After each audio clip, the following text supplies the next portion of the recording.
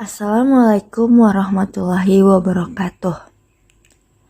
Kami dari kelompok 5 ingin membahas tentang matan keyakinan dan cita-cita Muhammadiyah.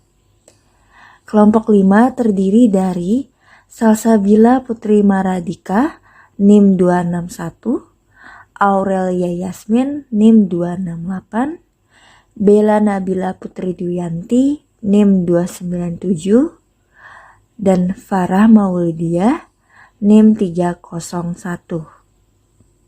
Yang pertama ada pendahuluan, di mana sebuah perkumpulan atau organisasi didirikan pastinya memiliki cita-cita, maksud, dan tujuan. Begitupun dengan Muhammadiyah.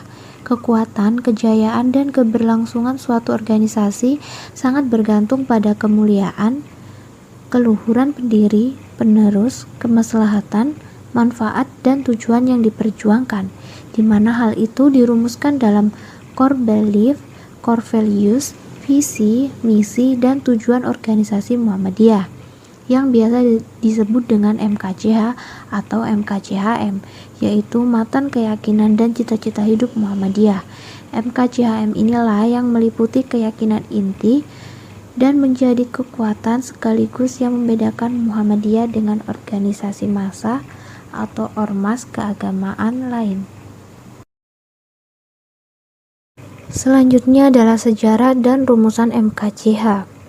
Menurut Moklas Abror, MKCH awalnya adalah sebuah keputusan dari Sidang Tanwir Muhammadiyah pada tahun 1969 di Ponorogo, di mana hal tersebut dalam rangka melaksanakan amanat Muktamar Muhammadiyah ke-37 tahun 1968 di Yogyakarta yang kemudian dirumuskan dan lebih disempurnakan di tahun 1970 dalam Sidang Tanwir Muhammadiyah di Yogyakarta.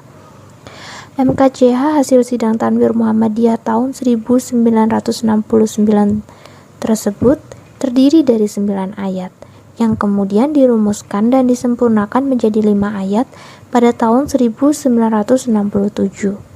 Pada tahun 1968, Muktamar Muhammadiyah ke-37 di Yogyakarta dengan tema Tajdid membahas pembaharuan dalam 5 bidang, yaitu yang pertama ideologi, yang kedua kitab perjuangan, yang ketiga gerak dan amal usaha, yang keempat organisasi, dan yang terakhir sasaran. Tajdid bidang ideologi yang akhirnya menjadi salah satu keputusan Muktamar Muhammadiyah ke-37 di Yogyakarta dikenal dengan istilah keyakinan dan cita-cita hidup Muhammadiyah. Mengenai siapa konseptor MKCH hingga kini tidak pernah ada jawaban. Namun beberapa tokoh Muhammadiyah yang tercatat sebagai penggagas pemilik saham terbesar dalam perumusan MKCH antara lain yang pertama Buya Kiai Haji Malik Ahmad, yang kedua Buya A.R. Sultan Mansur, yang ketiga Profesor Dr. Haji Muhammad Rashidi, yang keempat Kiai Haji Muhammad Jindar Tami, yang kelima Kiai Haji Jarnawi Hadikusuma, yang keenam Kiai Haji A.R. Fahrudin, dan yang terakhir Dr. Andes Muhammad Jasman Al-Kindi. Pada tahun 1970, pimpinan pusat Muhammadiyah membentuk tim ideologi yang dipimpin oleh Kiai Haji Muhammad Jindar Tami dan Dr. Andes Muhammad Jasman Al-Kindi yang selanjutnya memberikan sebuah saran atau respon atau tanggapan pada penyempurnaan terkait dengan MKCH hasil dari Sidang Tanwir tahun 1969 di Ponorogo, Jawa Timur. Hasil rumusan tersebut menjadi rumusan baku yang kemudian menjadi 3 kelompok rumusan dari 5 ayat yang awalnya ada 9 ayat, di mana pada kelompok pertama merupakan kelompok ideologi yang mengandung pokok persoalan yang sifatnya ideologis, yaitu terdapat pada ayat 1 dan 2, di mana pada ayat pertama berbunyi Muhammadiyah merupakan gerakan yang berasaskan Islam, di mana memiliki cita-cita dan bekerja agar terwujud masyarakat Islam yang sebenarnya, serta melaksanakan fungsi dan misinya yaitu sebagai manusia yang merupakan hamba dan khalifah Allah di muka bumi. Ayat kedua berbunyi Muhammadiyah memiliki keyakinan bahwa Islam merupakan agama Allah yang kemudian diwahyukan kepada Rasulnya, yaitu sejak Nabi Adam alaihi salam hingga Nabi Muhammad Shallallahu Alaihi Wasallam sebagai hidayah dan rahmat Allah pada umat manusia sepanjang masa, serta menjamin kesejahteraan hidup materi dan spiritual, duniawi, serta ukhrawi. Pada kelompok kedua ialah kelompok yang paham agama dan Muhammadiyah, yaitu terdapat pada ayat 3 dan ayat 4, di mana pada ayat 3 berbunyi, dalam pengamalannya Muhammadiyah didasarkan pada Al-Quran dan Al-Hadis dengan menggunakan akal pikiran sesuai dengan ajaran Islam. Dan ayat keempat berbunyi, Muhammadiyah bekerja agar terlaksana ajaran-ajaran Islam yang meliputi, pertama, akidah, yaitu ajaran yang berhubungan dengan kepercayaan; kedua, akhlak, yaitu ajaran yang berhubungan dengan pembentukan sikap mental; yang ketiga, ibadah, yaitu ajaran yang berhubungan dengan peraturan dan tata cara hubungan manusia dengan Tuhannya; dan yang terakhir, muamalah duniawiyah, yaitu ajaran yang berhubungan dengan pengolahan dunia dan pembinaan masyarakat.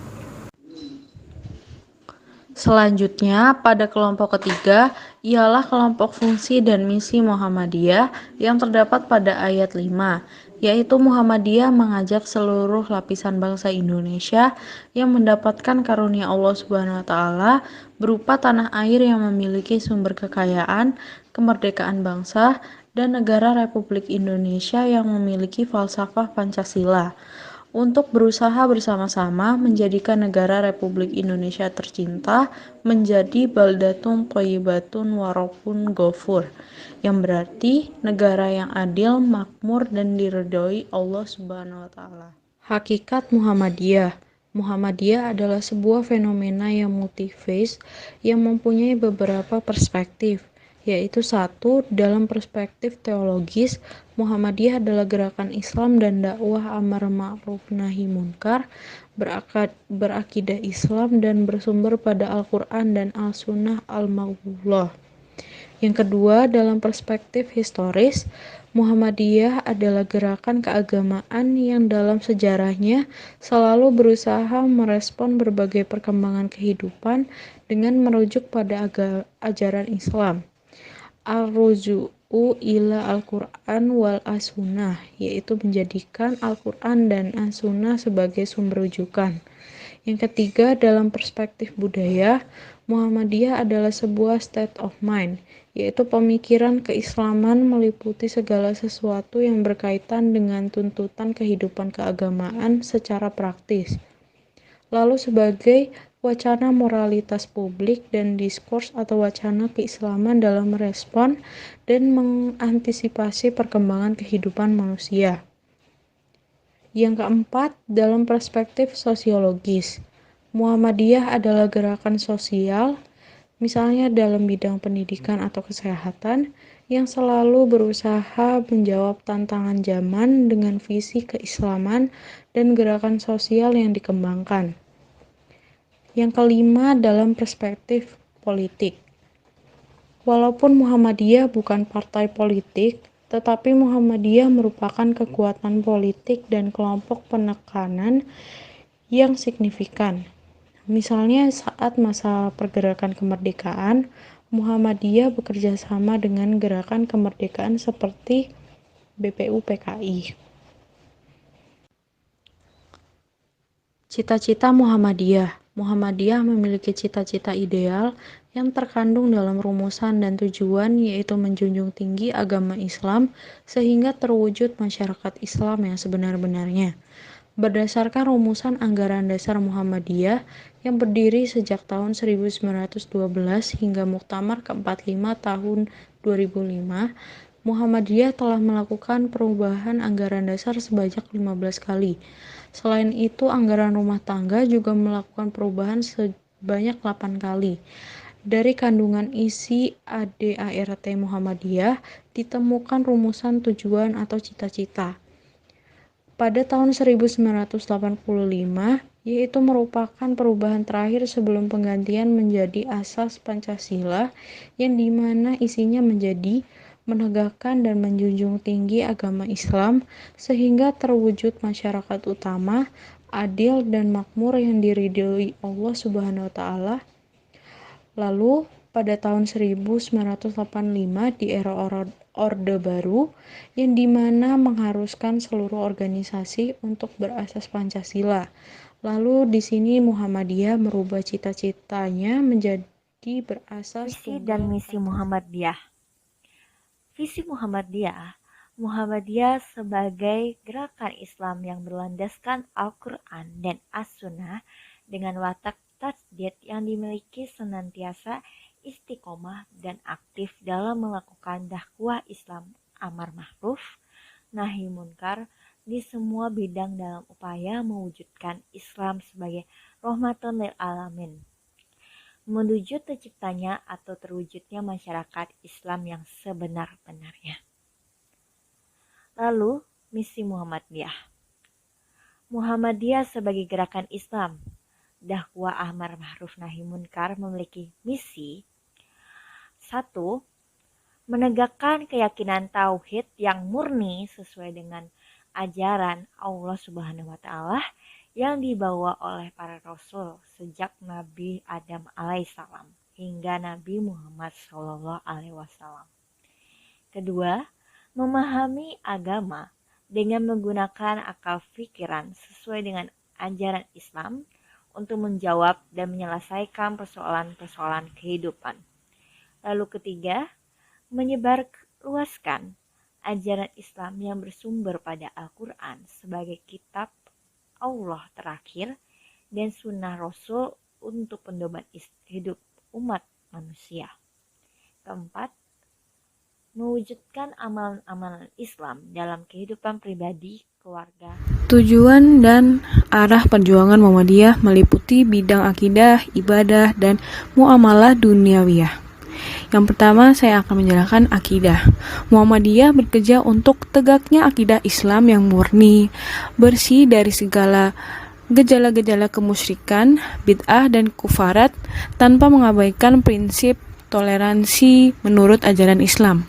Fungsi akidah sendiri dalam persoalan keyakinan dan cita-cita hidup Muhammadiyah adalah sebagai sumber yang menentukan bentuk keyakinan dan cita-cita hidup itu sendiri. Berdasarkan keyakinan dan cita-cita hidup yang berakidah Islam dan dikuatkan oleh hasil penyelidikan secara ilmiah, historis, sosiologis, Muhammadiyah berkeyakinan bahwa ajaran yang dapat untuk melaksanakan hidup yang sesuai dengan akidahnya dalam mencapai cita-cita atau tujuan hidup dan perjuangannya sebagaimana dimaksud hanyalah ajaran Islam. Yang kedua adalah ibadah. Dalam urusan ibadah, Muhammadiyah memiliki prinsip yaitu dalam bid'ah pada dasarnya semua diperbolehkan kecuali ada dalil yang melarangnya. Sedangkan dalam ibadah khas, semuanya dilarang kecuali adanya dalil yang memerintahkannya. Dengan prinsip ini, Muhammadiyah memanggil dan mengajak umat Islam untuk mengembangkan kreativitas dalam hidup ini dan memecahkan berbagai persoalan hidup berdasarkan ilmu pengetahuan dan teknologi dari siapapun dan dari manapun. Sedangkan dalam ibadah mahdhah, Muhammadiyah mengajak umat Islam untuk bersikap hati-hati agar dalam beribadah sesuai yang diperintahkan Allah Subhanahu wa taala dalam Al-Qur'an dan dicontohkan oleh Rasulullah Shallallahu alaihi wasallam dalam As-Sunnah Al-Maqbulah. Dalam ibadah mahdhah tidak ada kreativitas karena kreativitas dalam ibadah mahdhah bernilai bid'ah. Ketiga adalah akhlak. Di bidang akhlak, Muhammadiyah juga berpendirian bersumber kepada Al-Quran dan Sunnah Rasul. Meskipun Sunnah juga mengakui adanya sumber Al-Qalb atau hati nurani.